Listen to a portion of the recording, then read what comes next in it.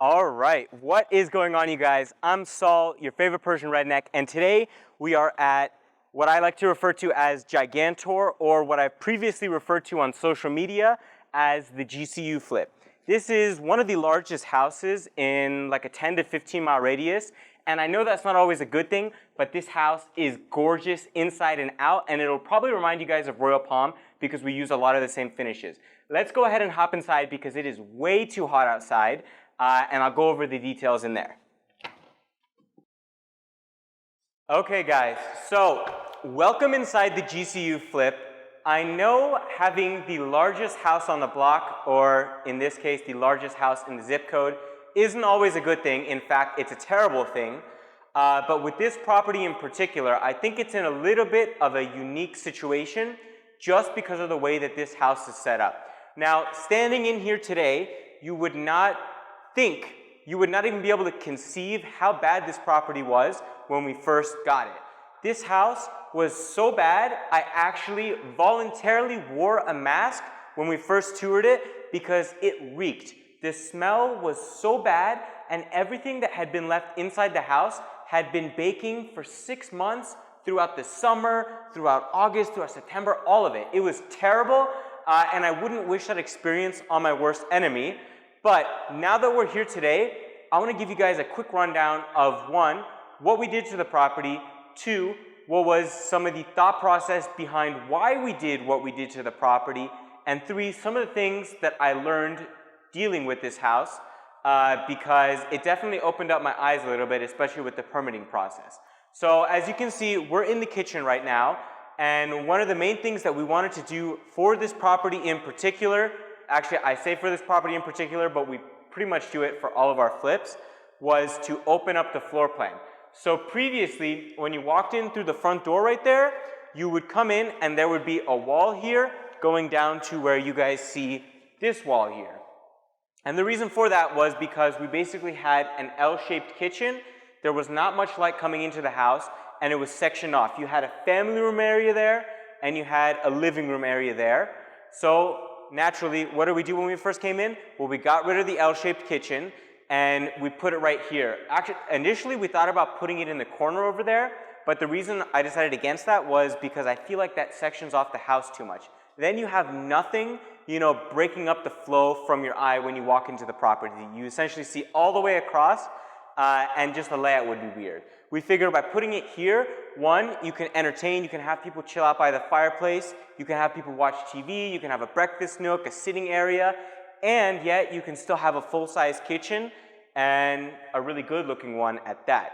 So outside of that, what else did we do? Well, we're going to put some of the photos on the screen of what this property previously looked like. When we first got this house, this was essentially just a pile of trash that was literally right here. It was all the old furniture and all of the old stuff from the previous owner before they abandoned the property.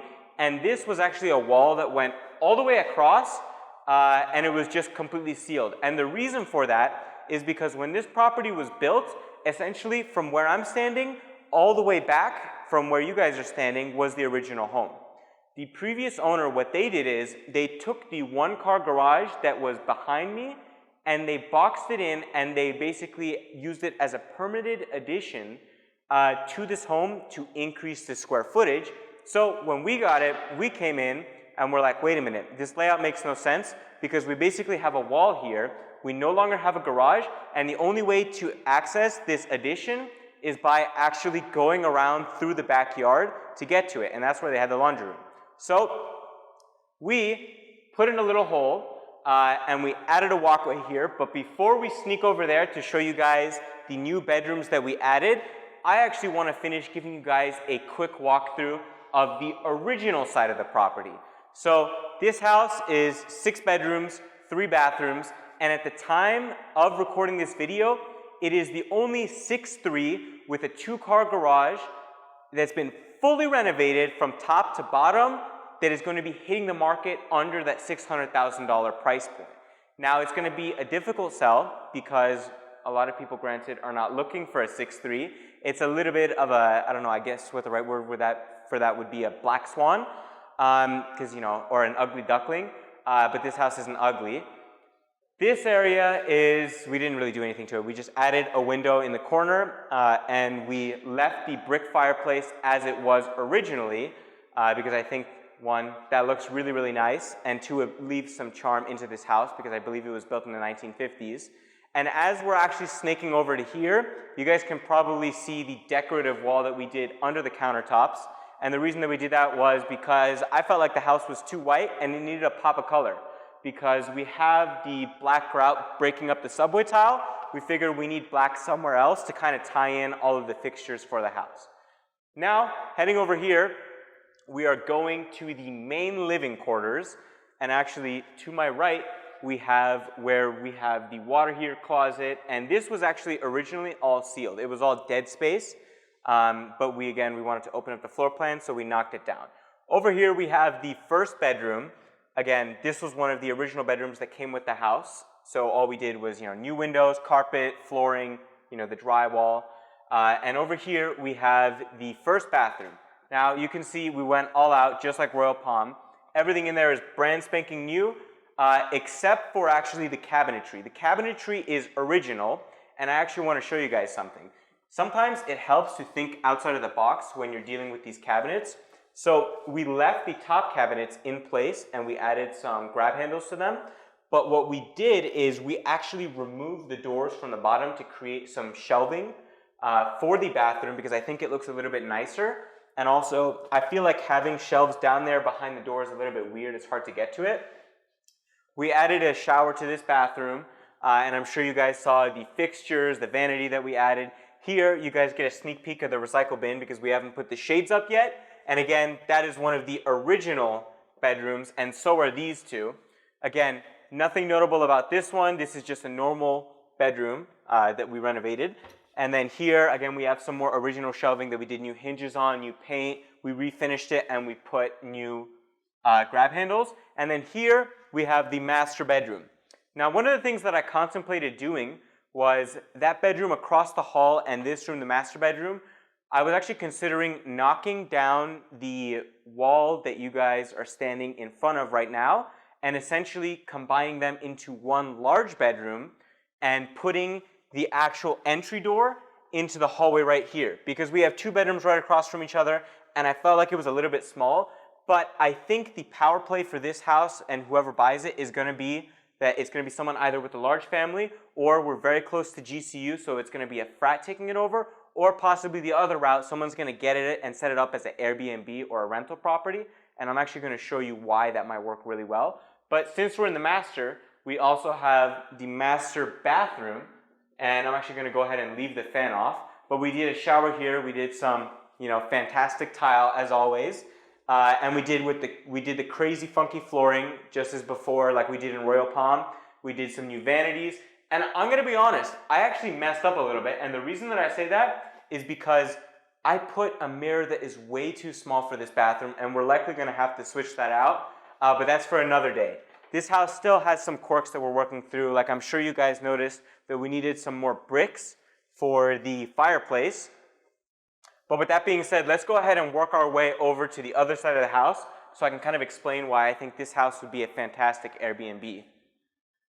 So, walking back through the kitchen, again, you guys know we did brand new cabinets, brand new quartz countertops, we did a nice farmhouse sink, and then we actually get to one of the first quirks that we did. This used to be one large window. We split it up into two smaller windows. Ask me why. Well, the reason we did that is because we're still dealing with crazy supply chain issues. So they gave us an ultimatum. They're like, listen, man, you can have one window. You're going to wait, like a month and a half, 2 months to get that window. Or we can split it and we can do two smaller windows. So we bit the bullet and we did two smaller windows. I think it ended up working out fine. But, it's what made the most economical sense so we could get the property onto the market as soon as possible. Now, before we actually sneak into the addition of the home, I want to talk about the Airbnb portion. So behind me, we have another 2 bedrooms and 1 bathroom. And this is part of the reason why I think whoever buys this house is either going to set this up as 2 individual Airbnbs or possibly 2 separate rental properties with their own entrances and exits. Because if you're looking at this, and if someone buys this as an investment, they can essentially split the house off where I'm standing, and they have a main home that I walked you guys through with its bedrooms, its bathrooms, its laundry room, its water closet, all of that, with the fireplace and a gorgeous kitchen. And over here, they could set this up as, you know, the perfect Airbnb and have a secondary source of income. Right here, I'm actually gonna let you guys take a peek. We actually have the laundry room. Again, nothing magnificent, it's just a laundry room. And then we have the first bedroom that we added. Now this one, I remember, this was originally a garage. There was nothing here. So we added the fans, we added the window to make it legally into a bedroom. We added all of the AC work. Sneaking down, we have another bathroom on our right, which again, has that same exact design that you guys saw in Royal Palm and in the other bathrooms, with the crazy funky tile, the marble for the showers, and then some awesome fixtures for the tub. And then we have the second bedroom that we added.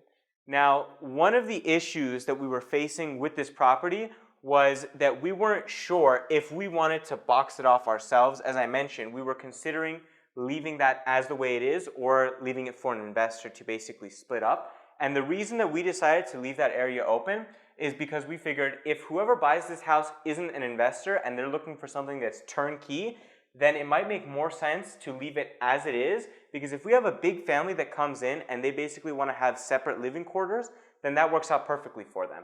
With that being said, now on the other side of this door, I know it looks like it might be a garage door, but it's not. This actually goes to the backyard, which I'm not going to show you because we have a guard dog back there. That dog's going to be gone before we hit the market, but we're going to sneak back and I'm going to show you guys the garage. All right, welcome to the garage. As many of you can imagine, it's nothing that special. It's a garage, it's cement, drywall, lights, garage door.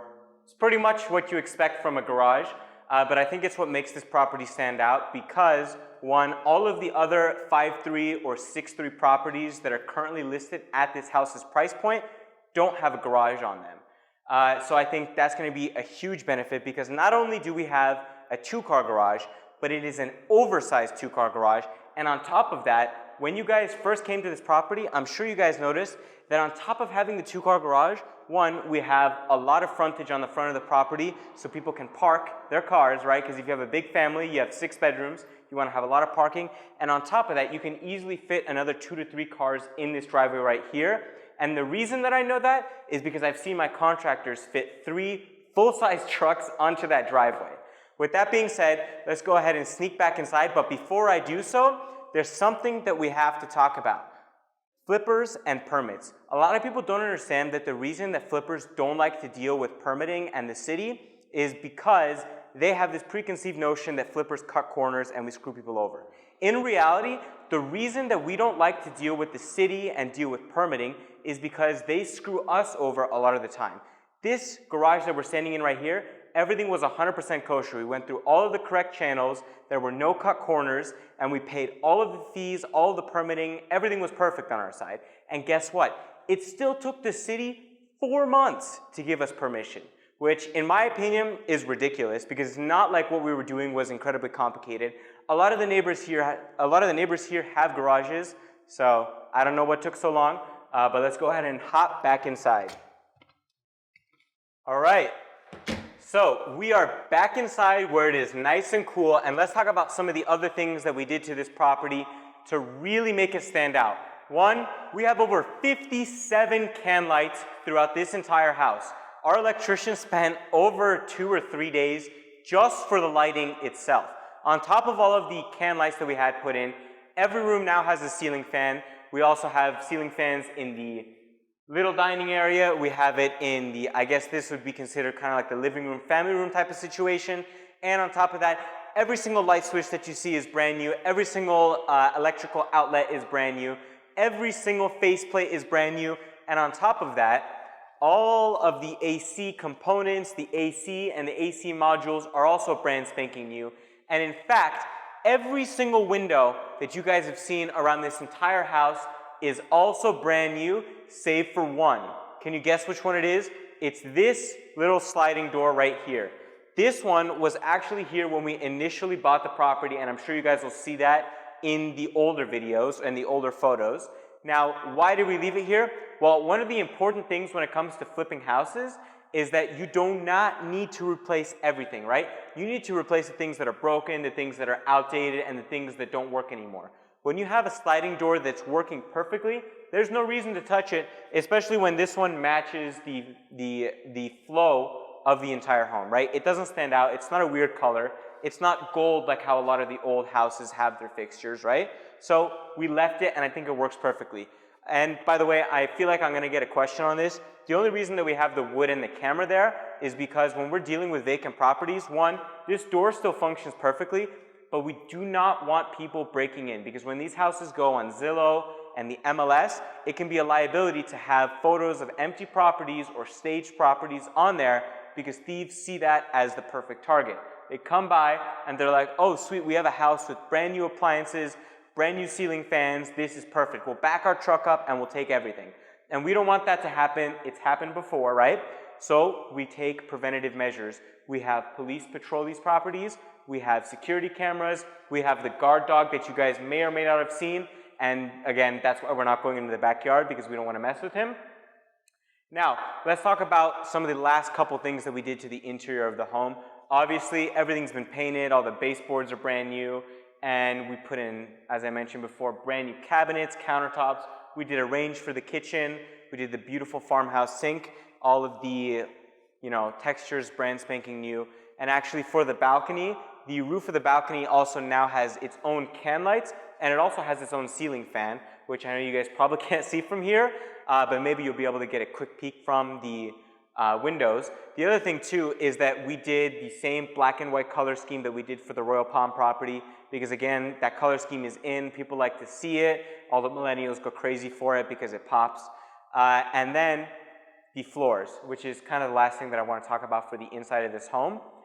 It's all brand new. This house, I don't know if I mentioned this previously, but it's over 2,700 square feet. The tax record has it at 2,707 square feet on the dot. But the thing that people don't realize is that was the square footage before the previous additions and the previous garage, right? So it's actually a little bit higher than that. It's closer to 3,000 square feet, and that costs a pretty penny when you're replacing all of the flooring. And the reason for that is because we don't cheap out on our flips. These floors that I'm standing on, I know a lot of flippers are a big fan of using that vinyl plank flooring. I think it looks hideous, and I think it doesn't feel good to walk on.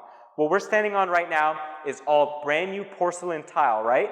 And all of the carpet that you guys see in every single one of the bedrooms is also brand new. Nothing in this house is original. Nothing in this house was left over, and hopefully that'll help us sell it on the back end. With that being said, thank you guys for tuning into my video. And as always, if you guys come across any properties that are beat up like this house was in the before videos, or how the Onza flip looked in the before video, please take a photo, right? Send it to me on Instagram, send me the address. I'll take care of reaching out to the seller. I'll take care of trying to put the deal together. And if we end up purchasing the property, I'll give you a $10,000 to $15,000 finder fee just off the bat, right? Just for being the connecting point, being the middleman, right?